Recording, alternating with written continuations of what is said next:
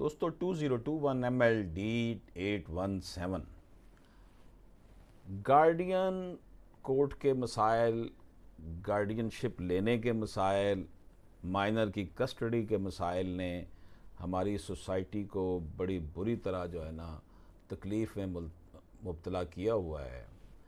और जिस तरीके से खुला और तलाक़ों की शरह में इजाफ़ा हुआ है, हमारे माशरे का बुनियादी ढांचा बिखर गया है। माशरे का बुनियादी यूनिट घर जो है वो तबाह बर्बाद हुआ है। इस हवाले से नफूस पजीरी के हमल लोग जो है अपना किरदार अदा करना होगा।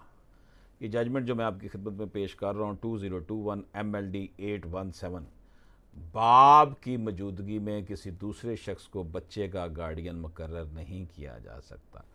माँ बन सकती है या बाप तो वैसे नेचुरल गार्डियन है, उससे तो गार्डियनशिप लेने की ज़रूरत नहीं है।